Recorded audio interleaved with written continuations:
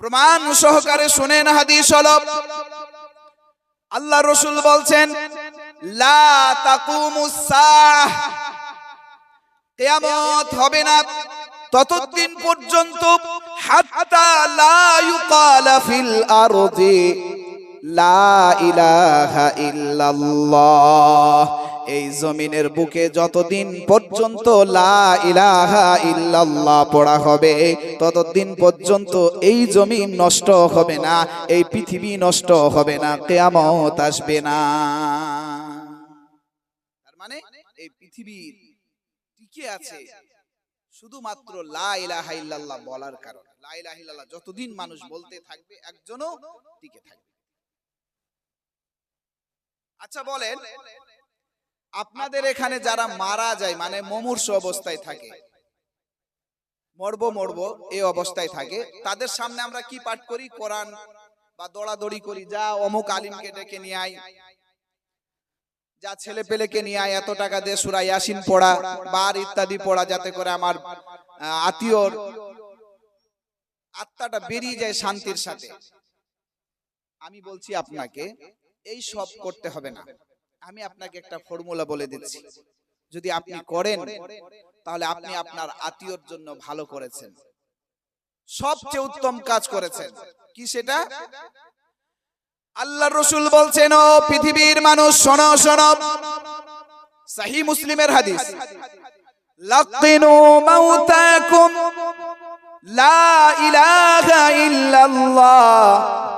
তুমি তোমার মুমূর্ষ ব্যক্তিকে, যে মরা অবস্থায় আছে, তুমি তার জন্য যদি কিছু উত্তম করতে চাও, তার জন্য যদি কিছু ভালো কিছু করতে চাও, তাহলে তুমি তাকে লাকিনু মাউতাকুম লা ইলাহা ইল্লাল্লাহ পড়ার জন্য উদ্বুদ্ধ করো, তাকে উৎসাহিত করো, তার পাশে লা ইলাহা ইল্লাল্লাহ পড়তে থাকো।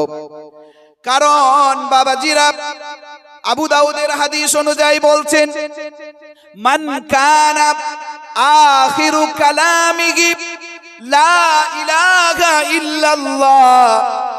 একজন বান্দার যদি, যে মুমূর্ষ অবস্থায় রয়েছে, তার যদি লাস্ট বাক্য হয়ে যায় লা ইলাহা ইল্লাল্লাহ, তাহলে আল্লাহর রাসূল বলছেন দাখালাল জান্নাহ, সে যেমনই মারা যাবে সোজাসুজি সে জান্নাতে প্রবেশ করে যাবে।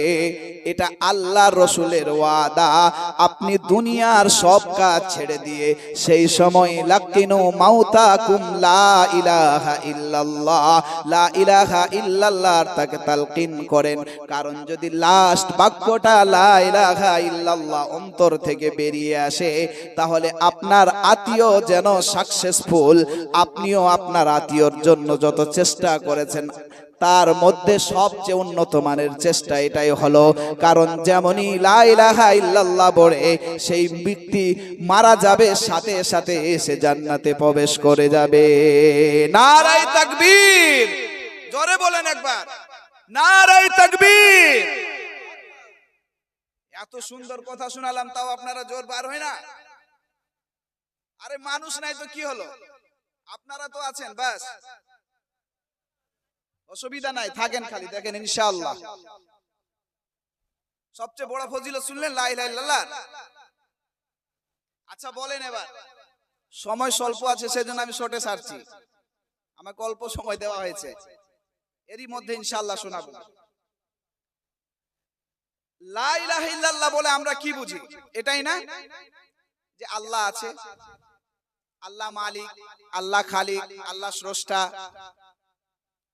আল্লাহ রাজিক, এটাই বুঝি আমরা। আমি বলি যদি এটাই বুঝি তাহলে যথেষ্ট নয়, এটা বোঝাই। যদি এটা বোঝাই যথেষ্ট হতো লা ইলাহা ইল্লাল্লাহ বলে, তাহলে যাদের কাছে লা ইলাহা ইল্লাল্লাহ নিয়ে নেমেছিলেন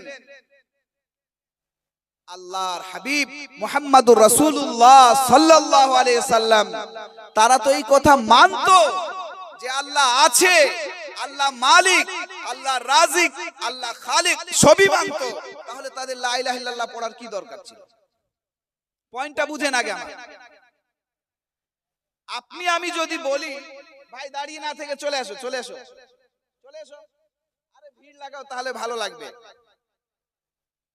নালে যেটাও মাথায় আছে সব বেরিয়ে যাবে না দেখে দেখে।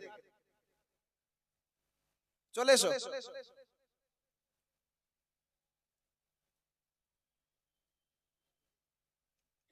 আমাকে স্পেশালি ভাবে এই লা ইলাহা ইল্লাল্লাহ সম্পর্কে আবেদন করা হয়েছে যে মাওলানা আপনি বলবেন, এটা যেহেতু বেসিক নলেজ, স্পেশালি ভাবে তার কারণেই ধরেছি বিষয়টা।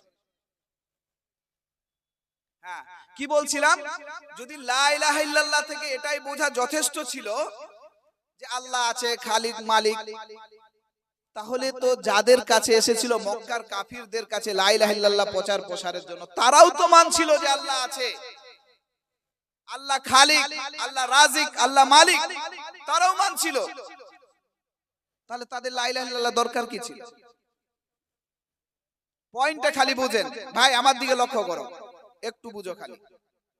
আপনার মনে হতে পারে যে মাওলানা আমাদের মতো হয়তো মানতো না তারা, বা আমাদের মতো মেনে নিতে পারতো না যে আল্লাহ আছে, খালিক, রাজিক, মালিক। তাহলে আচ্ছা দেখুন, আমার সাথে আসেন, আমাদের মানা তাদের মানা দুটাকে মিলিয়ে দেখি, দেখি তাদের সাথে মিলছে কিনা, বা তাদের মানাটা আমাদের সাথে মিলছে কিনা। আচ্ছা বলেন, আমাদের কে সৃষ্টি করেছেন? আল্লাহ। আমাদের উত্তর, তাদের উত্তরটা শুনি কোরআন কারীমের মাধ্যম দিয়ে। ওয়ালা ইন সাআলতাহুম মান খালাকাহুম লা ইয়াকুলুন্না আল্লাহ। আল্লাহ পাক রব্বুল আলামিন বলছেন, হে নবী, ওদেরকে যদি আপনি মান খালাকাহুম, যে তোমাদের কে সৃষ্টি করেছে বলো বলো, তাহলে তারা অতি সত্বর এক বাক্যে বলে উঠবে লা ইয়াকুলুন্নাল্লাহ। কে আবার আল্লাহ ছাড়া আর কে হতে পারে? আল্লাহ আমাদের সৃষ্টি করেছে। এটা কাদের উত্তর? মক্কার কাফিরদের। লক্ষ্য রাখবেন, মেলাচ্ছি আমি। আচ্ছা বলেন, আমি যদি আপনাকে প্রশ্ন করি যে আসমান জমিন কে সৃষ্টি করেছে? আল্লাহ। তাদেরকে এবার জিজ্ঞেস করে দেখি তাদের কি উত্তর আসছে। ওয়ালা ইন সাআলতাহুম মান খালাকাস সামাওয়াতি ওয়াল আরদা ওয়া সাখখারাশ শামসা ওয়াল কামারা লা ইয়াকুলুন্নাল্লাহ। আল্লাহ পাক রব্বুল আলামিন আল্লাহর রাসূলকে বলছেন, হে নবী, আপনি এদের ওয়ালা ইন সাআলতাহুম একবার জিজ্ঞেস করেই দেখেন এদেরকে যে মান খালাকাস সামাওয়াতি ওয়াল আরদ, এই আসমান আর জমিন কে সৃষ্টি করেছে একবার জিজ্ঞেস করেই দেখেন। ওয়া সাখখারাশ শামসা ওয়াল কামার, এই সূর্য আর চাঁদকে কে নিয়ন্ত্রণ করে দিয়েছে? তাদের মুখ থেকে এক বাক্যে বেরিয়ে আসবে, তাদের মুখ থেকে এক বাক্যে বেরিয়ে আসবে লা ইয়াকুলুন্নাল্লাহ, লা ইয়াকুলুন্নাল্লাহ। কে আবার আল্লাহ ছাড়া আর কে হতে পারে? আল্লাহ আল্লাহ করেছেন। কাদের উত্তর এটা? ওদের। আচ্ছা বলেন, এই বৃষ্টি কে বর্ষণ করে পৃথিবীতে? আল্লাহ। তাদেরকে জিজ্ঞেস করে দেখি। ওয়ালা ইন সাআলতাহুম মান নাযালা মিনাস সামাই মা'আন ফাআহইয়া বিহিল আরদা মিন বা'দি মাউতিহা লা ইয়াকুলুন্নাল্লাহ।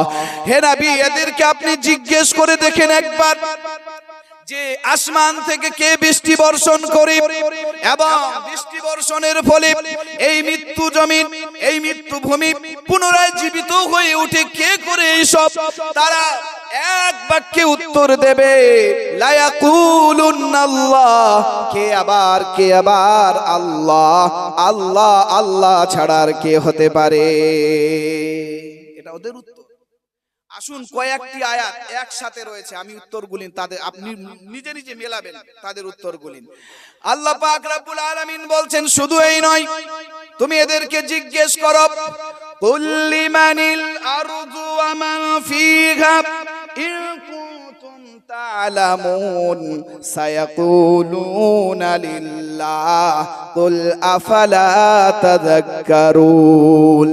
হে নবী, আপনি এদেরকে জিজ্ঞেস করে দেখেন একবার যে কুল মান, মা ফিস সামাওয়াতি কুল্লি মানিল আরযু ওয়া মান ফিহা, এই জমিন এবং এই জমিনের মধ্যে যা কিছু রয়েছে এর মালিককে, এর স্রষ্টাকে, এর খালিককে, এই সব কিছুর মালিককে কার, তাদের মুখ থেকে তারা যদি জানে, তারা যদি বোঝে, তাহলে এক বাক্যে উত্তর দেবে সায়াকুলুনা লিল্লাহ।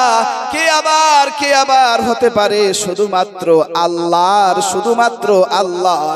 আবার যদি আপনি তাদের জিজ্ঞেস করেন কুল মার রাব্বুস সামাওয়াতিস সাব'i ওয়া রাব্বুল আরশিল আযীম, বলো দেখি এই সাত আসমান এবং আরশে আজিমের মালিক কে, মালিক কে বলো। তাদের মুখ থেকে এক বাক্যে বেরিয়ে আসবে আল্লাহ আল্লাহ। সায়াকুলুনা লিল্লাহ, আল্লাহ আল্লাহ। শুধু এই নয়, আপনি আরো গভীরে গিয়ে প্রশ্ন করেন এদের, কুল মান বিয়াদিহি মালাকুতু কুল্লি শাইইন ওয়া হুয়া ইউজিরু ওয়া লা ইউজারু আলাইহি ইন কুনতুম তা'লামুন।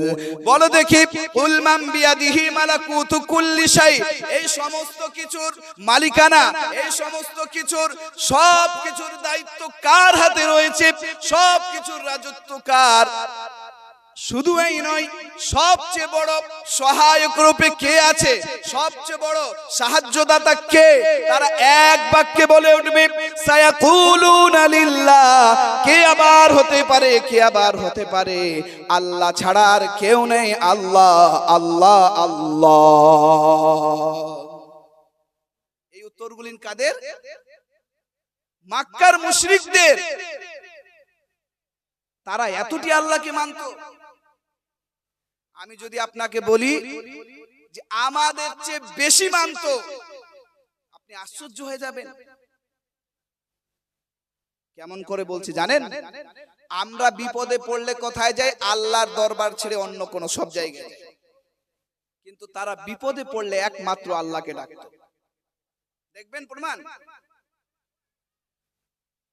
হুয়াল্লাযী ইউসাইয়িরুকুম ফিল বাররি হাত্তা ইযা কুনতুম ফিল ফুলকি ওয়াজারাইনা বিহিম বিরিহিন তাইয়্যিবাতিন ওয়া ফারিহু বিহা جاءتها ريح عاصف وجاءهم الموج من كل مكان وظنوا أنهم أحيط بهم دعوا الله مخلصين له الدين لئن أنجيتنا من هذه لنكونن من الشاكرين। আল্লাহ পাক রব্বুল আলামিন বলছেন হুয়াল্লাযী ইউসাইয়িরুকুম ফিল বাররি ওয়াল বাহর, আল্লাহ তিনি যিনি তোমাদেরকে জল এবং স্থলে, জমিনে এবং সমুদ্রে ভ্রমণ করান। এবার বলছেন সকল মানুষরা মনে রাখো, হাত্তা ইযা কুনতুম ফিল ফুলক, তাদের এই সময়টা লক্ষ্য করো, একবার মনে করো, স্মরণ করো যে সময় তারা যখন সমুদ্রের উপরে ভ্রমণ করার জন্য নৌকার উপরে উঠে যেত, উঠে যাওয়ার পর সেই নৌকাটাকে যেন সুন্দর বাতাস আস্তে আস্তে ঠেলে ঠেলে নিয়ে যেত, তখন তারা সাথে সাথে খুশি হয়ে যেত। খুশি হওয়ার পর হঠাৎ করে যখন সেই সমুদ্রে ঢেউ নেমে আসতো, সব চতুর্দিক থেকে যেন সমুদ্রের ঢেউ তাদেরকে ঘিরে ফেলতো, আপদ বিপদ ঘিরে ফেলতো, তখন ওয়াজান্নু আন্নাহুম উহিতা বিহিম, তারা এবার অনুভব করত যে আমরা চতুর্দিক থেকে এবার ঘিরে গেছি, আর কেউ বাঁচাতে পারবে না, আমাদেরকে কেউ বাঁচাতে পারবে না। তখন তারা করত দাউল্লাহ মুখলিসিনা লাহুদ্দিন, তারা একনিষ্ঠভাবে, এককভাবে আল্লাহর দিকে ধ্যানমগ্ন হয়ে আল্লাহকেই শুধুমাত্র ডাকতো আর বলতো লাইন আজাইতানা মিন হাযিহি লানাকুনান্না মিনাশ শাকিরিন। হে আল্লাহ, লাইন আনজাইতানা, তুমি যদি আমাদের পরিত্রাণ দাও, মিন হাযিহি, এই বিপদ থেকে লানাকুনান্না মিনাশ শাকিরিন, তাহলে যেন আমরা শুকর আদায়কারী বান্দাদের মধ্যে হয়ে যাব, শুকর আদায়কারী বান্দাদের মধ্যে হয়ে যাব। কি বলছেন? তারা বিপদে পড়লে এককভাবে আল্লাহকে ডাকতো, এককভাবে আল্লাহকে ডাকতো।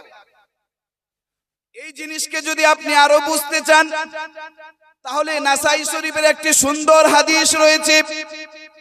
সেই হাদিসে, লম্বা হাদিস, সেটি আমি অল্পটুকুন বর্ণনা করছি। আল্লাহ রসুল যখন মক্কা ছেড়ে মদিনায় চলে গেলেন শত্রুদের জ্বালা যন্ত্রণায়, এবার মদিনা থেকে ফেরত আসছেন মক্কা বিজয়ের জন্য, মক্কাকে জয় করার জন্য। সেই সময় সবকে ক্ষমা করে দিলেন, 2-3 জন 4 জনকে ছেড়ে। তার মধ্যে একজন ছিলেন ইকরামা বিন আবি জাহেল। তাকে বললেন, একে যেখানেই পাবে তোমরা হত্যা করো। সেই ইকরামা বিন আবি জাহেল যেন পালিয়ে চলে যাচ্ছেন, এই দেশ ছেড়ে অন্য দেশে যাবেন। এমতো অবস্থায় রাস্তায় যেন একটা সমুদ্র পড়েছে, সেই সমুদ্রে যেন সে নৌকোয় উঠে গেছে। উঠার পর কিছু দূর যাওয়ার পর যেন নৌকার বিপদ এসেছে, সমুদ্রের ঢেউ, ঘূর্ণিঝড় এসেছে। এমতো অবস্থায় নৌকার নাবিক বলছে, ও আমার যাত্রীরা, ও আমার যাত্রীরা, শোনো শোনো, তোমরা যে যাকে মানো সব ছেড়ে দাও এই জায়গায়, শুধুমাত্র তোমরা এক আল্লাহকে ডাকো।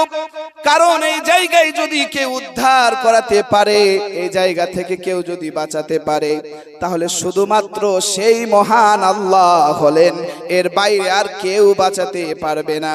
যেমন ইকরামা বিন আবি জাহেলের কানে এই কথা পৌঁছেছে, সে বলল, আহারে, আমি যে আল্লাহকে মানব না, তার কারণে এই মরুভূমি, এই মক্কার জমিনকে ছেড়ে পালাচ্ছি। আর এই সমুদ্রেও যেন এই কথা শুনতে পাচ্ছি যে এই জায়গায় শুধুমাত্র আল্লাহ বাঁচাতে পারবে। তাহলে যখন আল্লাহ সমুদ্রে বাঁচাতে পারবে, তাহলে জমিনেও শুধুমাত্র আল্লাহ বাঁচাবে। সুতরাং সে বলল, হে আল্লাহ, তুমি যদি আমাকে এই সমুদ্র থেকে, এই বিপদ থেকে উদ্ধার করো, এই বিপদ থেকে যদি আমাকে বাঁচিয়ে নাও, তাহলে আমি ওয়াদা করছি, আল্লাহ গো, আমি আল্লাহর হাবিব, তোমার হাবিব আল্লাহর রাসূল নবী মুহাম্মদুর রাসূলুল্লাহ সাল্লাল্লাহু আলাইহি ওয়াসাল্লামের হাতে হাত রেখে আশহাদু আল্লা ইলাহা ইল্লাল্লাহু ওয়া আশহাদু আন্না মুহাম্মাদার রাসূলুল্লাহ পড়ে মুসলমান হয়ে যাব। নারায়ে তাকবীর! আরে জোরে বলেন, নারায়ে তাকবীর! তারা বিপদে পড়েছে তো কাকে ডাকছে? আল্লাহকে। আমাদের চেয়ে বেশি আল্লাহকে মানছে। আচ্ছা বলেন এবার, আশ্চর্য কথা না? তারা আমাদের চেয়ে বেশি আল্লাহকে মানছেন, তারপরেও তাদেরকে লা ইলাহা ইল্লাল্লাহ পড়তে হবে।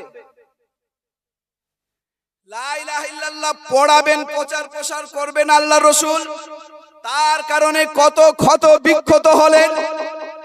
এই লা ইলাহা ইল্লাল্লাহ যারা পড়লো, তাদেরকে কত জ্বালা যন্ত্রণা সহ্য করতে হলো। অবশেষে সেই জন্মভূমি মক্কাকে ছেড়ে মদিনায় হিজরত করে চলে যেতে হলো। তারা পড়বে না তার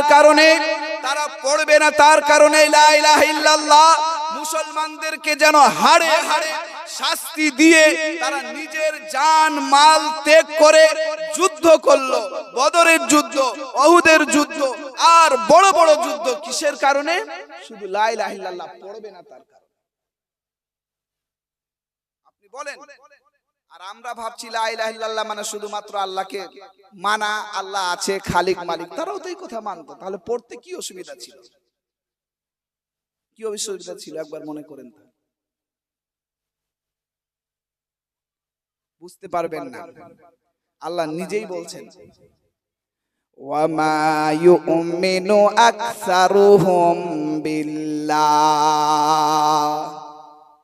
আরে তাদের মধ্যে, অর্থাৎ মক্কার কাফিরদের মধ্যে আল্লাহ রাসূল যখন এসেছিলেন তার বিপরীতে যারা ছিল তাদের মধ্যে বেশিরভাগ মানুষরাই আল্লাহকে মানত। ওয়া মা ইউমিনু আকসারুহুম বিল্লাহ, তাদের মধ্যে বেশিরভাগ মানুষরাই যেন আল্লাহকে মানত। তাহলে সমস্যা কোথায় ছিল? ইল্লা ওয়া হুম মুশরিকুন, সমস্যা ছিল তারা মুশরিক ছিল, তারা মুশরিক ছিল, তারা আল্লাহর সাথে শরীক স্থাপন করত। এবার বুঝতে পেরেছেন যে আচ্ছা ত্রুটিটা এখানে ছিল নাকি, যে তারা আল্লাহকে মানত বটে কিন্তু তারা মুশরিক ছিল। আচ্ছা ওই যে ওখানে বসেছেন ওর প্যান্ডেল আছে, শীত পড়বে মাথায়, তো যেখানেই আসুক এখানে চলে আসেন, এখানে আসেন, আগে দিকে আসেন, এমনি তো লোক নাই দেখতে পাচ্ছেন, এখানে আসলে ভালো লাগবে, আসেন চলে আসেন। এই তো আস্তে আস্তে লোক বসতে আরম্ভ করেছে, চলে আসেন, চলে আসেন। আলহামদুলিল্লাহ, জাযাকাল্লাহু খাইর। হ্যাঁ, কি বললেন? যে আল্লাহকে মানতো কিন্তু সমস্যা কোথায় ছিল? শিরক, লা ইলাহা ইল্লাল্লাহ, আল্লাহর সাথে শরীক স্থাপন করত। এবার কথা হলো, এবার আপনি ভাবছেন হয়তো তাদের শিরক মনে হয় যে যেমন নন মুসলিমরা শিরক করে, অর্থাৎ মূর্তি পূজা আর ইত্যাদি, ঠাকুর পূজা, তাদের মনে হয় এই মতো শিরক ছিল, সেই কারণে তাদের লা ইলাহা ইল্লাল্লাহকে মানা হয়নি বা আল্লাহকে মানা যথেষ্ট হয়নি। না বাবাজিরা, তাদের শিরক সম্পর্কে আল্লাহ নিজেই বলছেন। তাদের শিরক কি ছিল শুনেন এবার। তাদের শিরকটা মিলাবেন আর আমাদের শিরক মিলাবেন, যদি মিলে যায় তাহলে আপনাকে এই শিরক ছাড়তে হবে যেমন তাদেরকে ছাড়তে হয়েছে। আল্লাহ পাক রব্বুল আলামিন বলছেন সূরা ইউনূস 10 নম্বর সূরা ইউনূসের মধ্যে,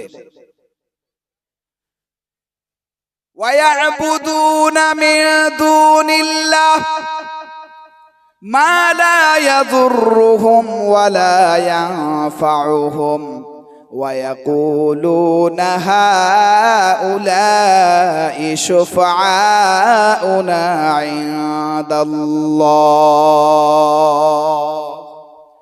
আল্লাহ পাক রব্বুল আলামিন তারা যে শিরক করত তাদের শিরকটাকে বর্ণনা করছে যে কি ধরনের তাদের শিরক ছিল শুনেন। ওয়ায়াবুদুনা মিন দুনিল্লাহি মা লা ইয়াদুররুহুম ওয়া লা ইয়ানফাউহুম, ওরা যে ইবাদত করে, পূজা পাঠ করে, উপাসনা করে আল্লাহ ব্যতীত অন্য তারা কোনো মতেই কোনো ক্ষতি করতে পারে না এবং কোনো উপকার করতে পারে না। তারা এই কথা জানতো, তখন তারা বলতো ওয়ায়াকুলুনা হাউলাই শুফাআউনা ইনদাল্লাহ, আরে আমরা তো এদেরকে রাজি খুশি করি, আরে আমরা এদের পূজা পাঠ করি এই জন্য যাতে করে এরা খুশি হয়ে যায় আর আল্লাহর কাছে আমাদের সুপারিশগিরি করে, আল্লাহর কাছে আমাদের যেন আপিল করে, আল্লাহর কাছে যেন আমাদের উকিল হিসাবে উপস্থাপন হয়। ওদের শিরক কি ছিল? আমরা এদেরকে এটার জন্যই মানছি যাতে করে আল্লাহর কাছে আমাদের সুপারিশ করে। আবার অন্যত্রে বলছেন আল্লাহ পাক রব্বুল আলামিন, আলা লিল্লাহি দীনুল খালিস, সূরা জুমারের আয়াত 39 নম্বর সূরা 3 নম্বর আয়াত, ওয়াল্লাযীনা ইত্তাখাযু মিন দুনিহি আউলিয়া, তারা যে আল্লাহ ব্যতীত অন্য কাউকে আপন করেছে, তারা কেন করেছে? ওয়াল্লাযীনা ইত্তাখাযু মিন দুনিহি আউলিয়া মা না'বুদুহুম, তারা বলে আমরা এদের ইবাদত করি না। করছি কেন? মা না'বুদুহুম ইল্লা লিয়ুকাররিবুনা ইলাল্লাহি যুলফা, যাতে করে এরা আল্লাহর নিকটবর্তী আমাদের করে দেয়, যাতে করে এরা আল্লাহর কাছাকাছি আমাদেরকে করে দেয়। কারণ আমরা পাপিষ্ঠ বান্দা, আমরা সরাসরি আল্লাহর কাছে পৌঁছাতে পারবো না। তাই আমরা এদেরকে রাজি খুশি করার চেষ্টা করি, আমরা এদের পূজা পাঠ করি যাতে করে আল্লাহর নিকটবর্তী করে দেয়, আল্লাহর সামনে আমাদের একটু কথা বলে দেয়, সুপারিশ করে, ওয়াকালতি করে দেয়। তার কারণে আমরা এদেরকে মানছি। এটাই ওদের শিরক হলো। বলেন আমরা যে আজ শিরক করি, যদি প্রশ্ন করেন তাহলে তারাও এই কথাই বলবে যে আমরা এদের ইবাদত করি না। কিসের কারণে করছি? যে ছাদে উঠতে গেলে সিঁড়ি লাগবে, তেমনি রাজা বাদশার কাছে পৌঁছাতে গেলে মন্ত্রী লাগবে, তার কারণে আমরা এদের মানি। আপনাকে কে যুক্তি নিয়ে আসতে দিল? কে যুক্তি আপনার মাথায় ঢুকালো? আপনি আল্লাহকে মন্ত্রী রাজা বাদশার মতো ভাবলেন, ছাদের মতো ভাবলেন? কে ঢুকালো আপনার মাথায় এই কথা? আল্লাহ বলছে ওয়া ইযা সাআলাকা ইবাদি আন্নী ফাইন্নী করিব। হে নবী, আপনাকে যদি জিজ্ঞেস করে আমার সম্পর্কে, যখনই জিজ্ঞেস করবে আমার সম্পর্কে, ওয়া ইযা সাআলাকা ইবাদি, আমার বান্দারা যখনই আপনাকে আমার সম্পর্কে জিজ্ঞেস করবে, আপনি বলেন ফাইন্নী করিব, আমি কাছাকাছি রয়েছি তাদের, আমি কাছাকাছি রয়েছি তাদের। কত কাছাকাছিতে? ওয়া নাহনু আকরাবু ইলাইহি মিন হাবলিল ওয়ারিদ, এত কাছাকাছি রয়েছি, যত কাছাকাছি তাদের এই ঘাড়ের রগটা রয়েছে, তত কাছাকাছি আমি রয়েছি, তাদেরকে জানিয়ে দাও ভালো করে। সুতরাং অন্যত্র আল্লাহ পাক রব্বুল আলামিন বলছেন ওয়া ক্বালা রাব্বুকুম উদউনি আস্তাজিব লাকুম, তুমি বলো এদেরকে, এরা আমাদের ডাকবে, এরা আমাকে ডাকবে। তোমার রব বলে দিয়েছে ওয়া ক্বালা রাব্বুকুম উদউনি, তারা আমাকে ডাকবে, আস্তাজিব লাকুম, আমি সরাসরি তাদের ডাকে সাড়া দেব। কে বলছেন? আল্লাহ বলছেন। আর আপনি কেমন করে ভাবলেন যে আল্লাহ আমার ডাকে সাড়া দেবে না? আল্লাহকে ধরতে গেলে আমার মন্ত্রী লাগবে, আল্লাহকে ধরতে গেলে মাধ্যম লাগবে। তাহলে আপনি এই আয়াতগুলিনকে কথাই রাখবেন? বলেন এই আয়াতগুলিনের ব্যাখ্যা কি দিবেন আপনি? আল্লাহ যে বলছে আমি তোমার কাছাকাছি আছি, তুমি আমাকে সরাসরি ডাকো। ইন্নাল্লাযীনা ইস্তাকবিরুনা আন ইবাদাতি সায়াদখুলুনা জাহান্নামা দাখিরিন। কেউ যদি আমাকে ডাকা অহংকার করে, যদি আমাকে ডাকা ছেড়ে দেয়, সে নিজের মাথার আটকে লাগিয়ে, বুদ্ধি লাগিয়ে অন্য কাউকে ডাকতে আরম্ভ করে, অন্য কাউকে দিয়ে ডাকে, তাহলে সে যেন রেডি থাকে সায়াদখুলুনাল জাহান্নাম, সে অতি সত্বর জাহান্নামে প্রবেশ করবে, লাঞ্ছিত বাঞ্ছিত। আপনার মাথায় কে কথা ঢুকালো? তার মানে লা ইলাহা ইল্লাল্লাহ অর্থ কি হলো? এবার ভালো করে বোঝেন। তাদের বলতে কেন হলো? তারা আল্লাহকে মানতো, আমরা যেমন মানি মানতো। লা ইলাহা ইল্লাল্লাহ দুইটি অর্থ আছে, দুইটি বাক্য আছে, দুইটি জিনিস লক্ষ্য রাখবেন। লা ইলাহা, কোন মাবুদ নেই, কোন সত্য উপাস্য নেই, ইলাহ নেই, এটা আগে আপনাকে মানতে হবে, 100তে 100 মানতে হবে। তারপরে মানতে হবে ইল্লাল্লাহ, আল্লাহ, শুধুমাত্র সত্য উপাস্য মাবুদকে আল্লাহ। এই জায়গায় ভাঙেন।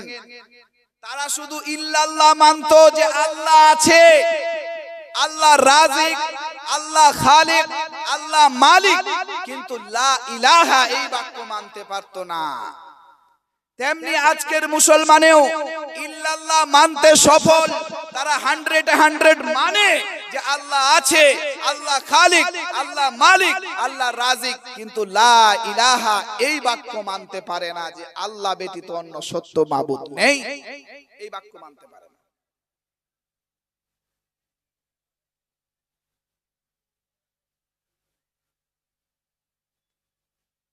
এই বাক্য মানতে পারে না। তার মানে লা ইলাহা ইল্লাল্লাহ বলতে হলে যেমন আগে আপনাকে 100 মানতে হবে যে কোনো মাবুদ নেই, তারপরে মানতে হবে যে সত্য মাবুদ শুধুমাত্র আল্লাহ। এই দুইটার 100 হতে হবে, তাহলে আপনি পরিপূর্ণ রূপে লা ইলাহা ইল্লাল্লাহর হক আদায় করবেন। আর যদি বলেন আমি লা ইলাহা ইল্লাল্লাহ পড়ছি কিন্তু আল্লাহকে তো মানছি, তার সাথে অন্যকে মানবো, তাহলে লক্ষ্য করেন তারা আল্লাহকে মানতো, তার সাথে অন্যকে মানতো, তার কারণে পুনরায় তাদেরকে লা ইলাহা ইল্লাল্লাহ পড়তে হয়েছে, মুসলমান হতে হয়েছে। আর আপনি লা ইলাহা ইল্লাল্লাহ পড়ার পর আল্লাহকে মানার সাথে অন্যকে যদি মানেন, তাহলে আপনার লা ইলাহা ইল্লাল্লাহ নষ্ট হয়েছে, আপনার লা ইলাহা ইল্লাল্লাহ ক্ষতি হয়ে গেছে। আপনাকে পুনরায় লা ইলাহা ইল্লাল্লাহ পড়ে নতুন ঈমান করতে হবে, কোনো অপশন নেই। পরিত্রাণ তখনই পাবেন, আল্লাহ পাক রব্বুল আলামিন কোরআন কারীমের বলছেন আল্লাযীনা আমানু ওয়া লাম ইয়ালবিসু ঈমানাহুম বিযুলমিন উলাইকা লাহুমুল আমনু ওয়া হুম মুহতাদুন। একজন বান্দা আল্লাযীনা আমানু লা ইলাহা ইল্লাল্লাহ পড়ে ঈমান নিয়ে আসলো, তারপরে ওয়ালাম ইয়ালবিসু ঈমানাহুম, তার ঈমানের সাথে কোন জুলুমকে মিশ্রণ করলো না। ওয়ালাম ইয়ালবিসু ঈমানাহুম বিযুলমিন, সে লা ইলাহা ইল্লাল্লাহ পড়ে এক আল্লাহর উপর বিশ্বাস স্থাপন করলো, আর এক আল্লাহর সাথে কাউকে মিলালো না, কোন জুলুম করলো না, আল্লাহর সাথে জুলুমের মানে শিরক করলো না, শরীক করলো না কাউকে। সেই বান্দাই হলো উলাইকা লাহুমুল আমনু ওয়া হুম মুহতাদুন। পরিপূর্ণ রূপে সেই বান্দাই হলো নিরাপত্তা এবং শান্তির অধিকারী এহকাল এবং পরকালে।